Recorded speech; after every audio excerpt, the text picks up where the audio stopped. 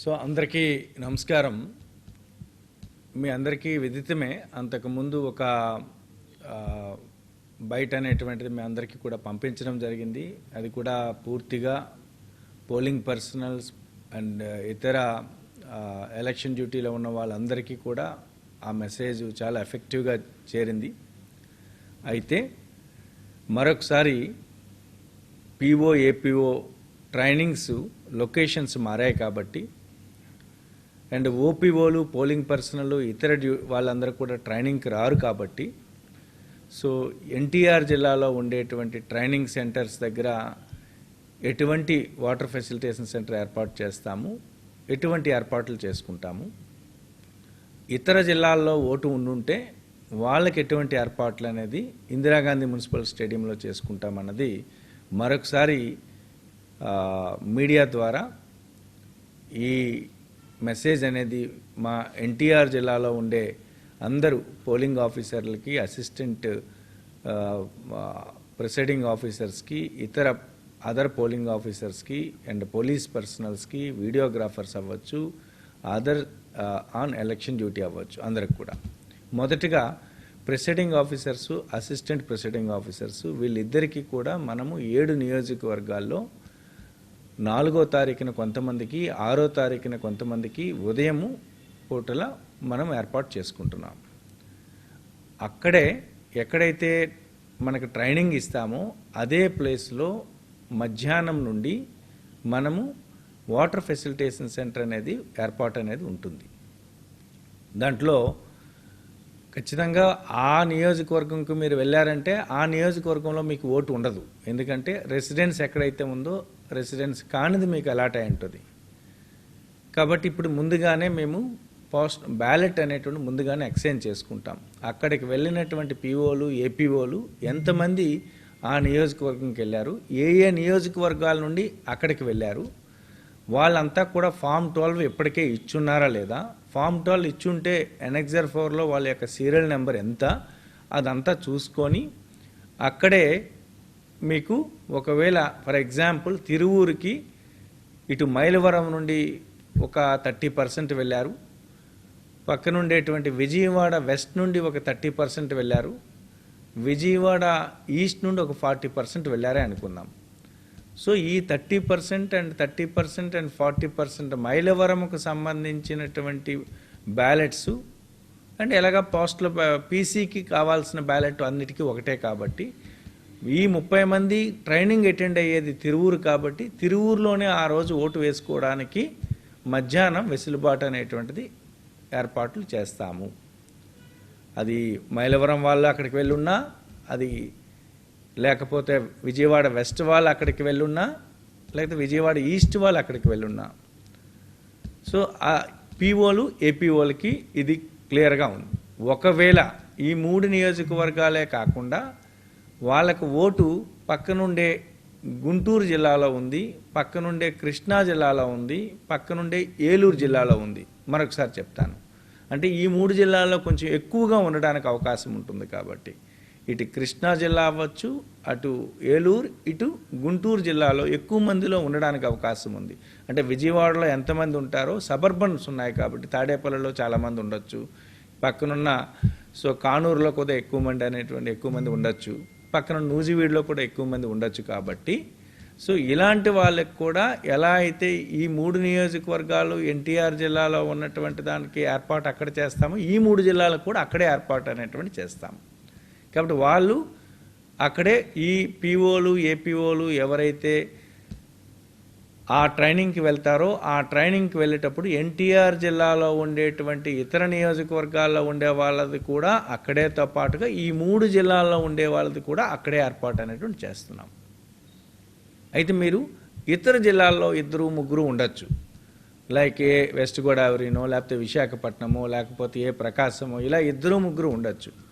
వాళ్ళ గురించి మాత్రం మనకి ఇక్కడ 5వ తారీఖున, ఎందుకంటే వాళ్ళు 4వ తారీఖున రాలేరు కాబట్టి 5వ తారీఖున మన ఇందిరాగాంధీ మున్సిపల్ స్టేడియంలో పీఓలు ఏపీఓల గురించే మాట్లాడుతున్నాను. ఇక్కడ మనకి వాళ్ళు వచ్చి సో ఆ ఎనెక్సర్ 4లో వాళ్ళ యొక్క సీరియల్ నెంబరు, వాళ్ళ ఫామ్ 12 వాళ్ళదంతా చూసుకొని ఇతర జిల్లాలు ఇప్పుడు నేను చెప్పిన 3 జిల్లాలు కాక ఇతర జిల్లాలకు సంబంధించినటువంటి ఎక్కడైనా ఓటు ఉంటే ఈ సెంట్రలైజ్డ్ ఓటింగ్ ఫెసిలిటేషన్ సెంటర్ దగ్గర ఓటు వేసుకోవడానికి అవకాశం ఉంటుంది. సో ఇది పిఓ ఏపీఓస్కి సంబంధించింది.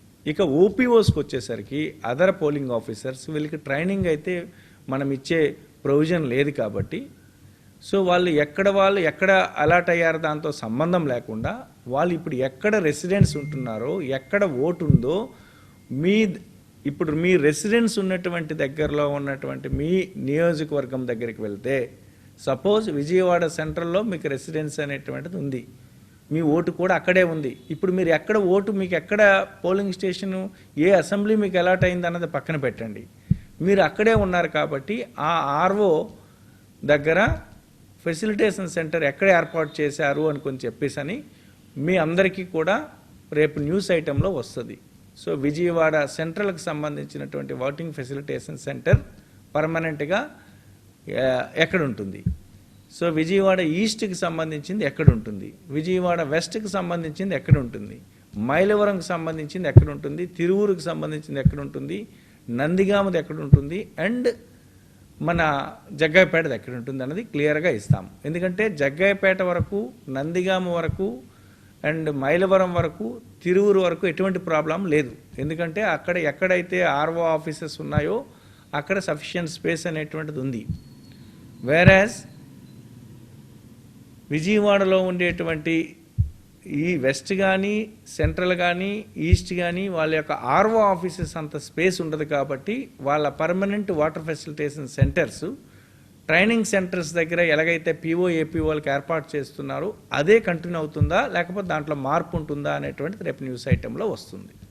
సో కాబట్టి ఓపీఓలు అందరూ కూడా మీ రెసిడెన్స్ ఎక్కడుందో అక్కడికి వెళ్ళి మీరు ఓటు అనేది వేసుకోవచ్చు. అండ్ రెసిడెన్స్ అంటే ఇన్ ద సెన్స్ ఎన్టీఆర్ జిల్లాకు సంబంధించిన దాని గురించే.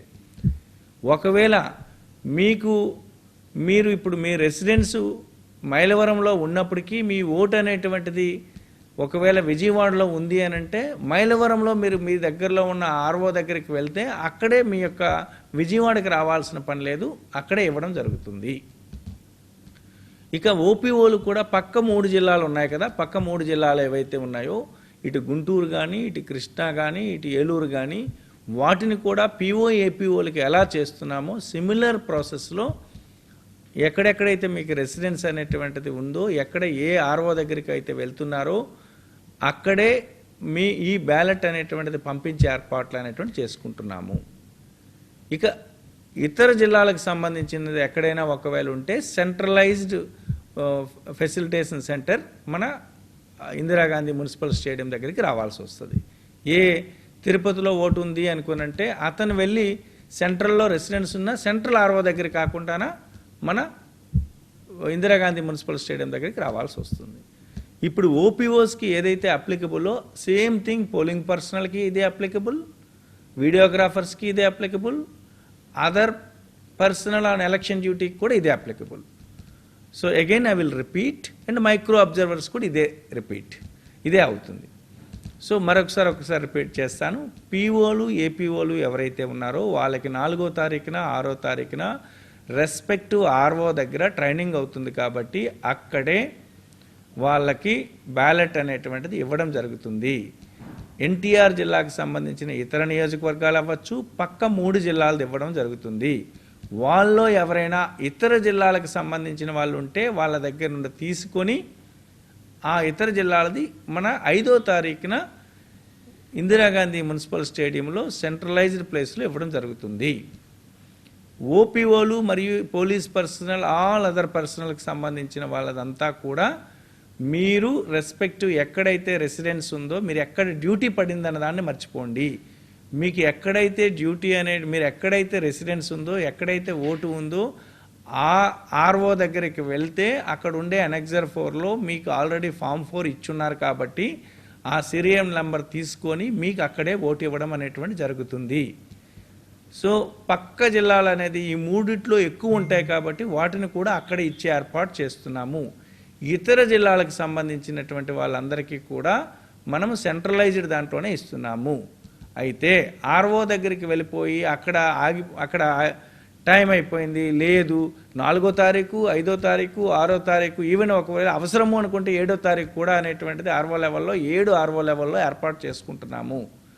సో ఇక్కడ కూడా ఇక్కడ మన సెంట్రలైజ్డ్ ఫెసిలిటేషన్ సెంటర్ ఎక్కడైతే ఉందో ఇది ఇతర జిల్లాలకు సంబంధించినటువంటిది ఏర్పాట్లు చేసుకుంటూ ఎవరైనా ఒకవేళ జెన్యూన్గా అక్కడికి వెళ్ళలేకపోయాము, అటువంటి పరిస్థితుల్లో మాకు ఇక్కడైనా కల్పిస్తారా అంటే అక్కడ ఓటు వేశారా లేదా చూసుకొని అక్కడ ఓటు వేయిపోయి ఉంటే డిక్లరేషన్ తీసుకొని దెన్ వితిన్ ది జిల్లా అయినప్పటికీ కూడా అక్కడ వెళ్ళలేకపోయారు, అక్కడే రెసిడెన్స్ అయినప్పటికీ కూడా కొన్ని కారణాల చేత అక్కడికి వెళ్ళలేదు, వాళ్ళ విజయవాడలో టెంపరీగా వచ్చేస్తున్నారు, అటువంటి పరిస్థితుల్లో చూసుకొని అక్కడ ఓటు ఇవ్వలేదు అని ఒకసారి మేము ఎంక్వైరీ చేసుకున్నాక సెంట్రలైజ్డ్ ఓటింగ్ ఫెసిలిటేషన్ సెంటర్ దగ్గర కూడా ఇవ్వడానికి అన్ని విధాలుగా అధికారులకి సహకరిస్తాము, ఎవరైతే ఈ పోలింగ్ సిబ్బంది అందరికీ కానీ సహకరిస్తాము.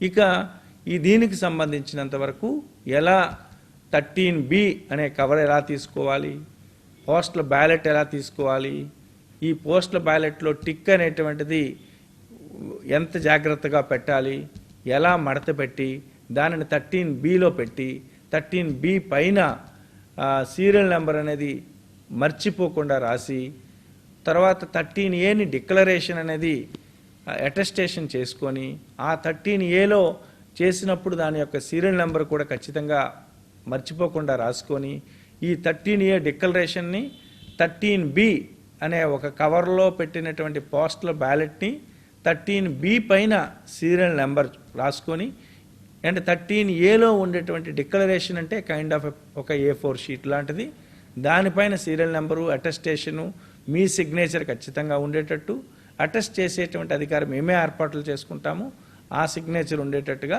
ఐడెంటిఫైయర్ సిగ్నేచర్ ఉండేటట్టుగా మేము ఎన్ష్యూర్ చేసుకుంటాము. ఈ రెండూ కలిపి 13C అని చెప్పి పెద్ద కవర్లో పెట్టి ఆ పెద్ద కవర్లో పైన కూడా ఏ అసెంబ్లీ కాన్స్టిట్యున్సీ అంటే అసెంబ్లీ కాన్స్టిట్యున్సీ దెన్ దానికి సంబంధించిన సీరియల్ నెంబర్ ఉంటే సీరియల్ నెంబర్ అనేటువంటిది రాసి మనము డ్రాప్ బాక్స్లో వేయాలి.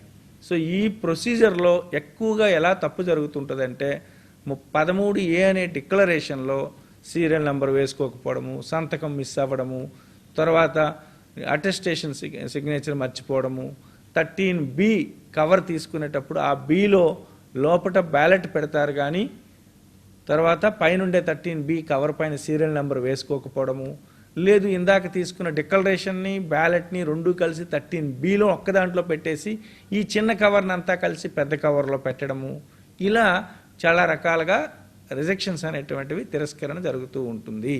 సో మాకు ఆ వాటర్ ఫెసిలిటేషన్ సెంటర్ దగ్గర సఫిషియెంట్ సిబ్బంది ఉంటారు, ప్రాపర్గా గైడెన్స్ అనేటువంటి ఇస్తారు. కాబట్టి ఈ చక్కటి ఫెసిలిటీని అందరూ కూడా వాడుకోవాలని చెప్పేసి ఎన్టీఆర్ జిల్లాలో ఉన్నటువంటి పోలింగ్ సిబ్బంది అందరికీ కూడా నా యొక్క మనవి.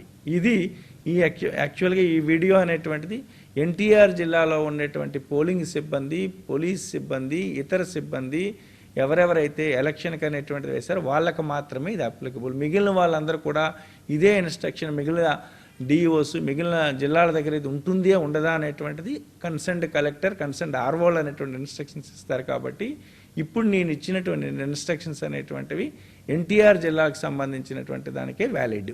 Thank you.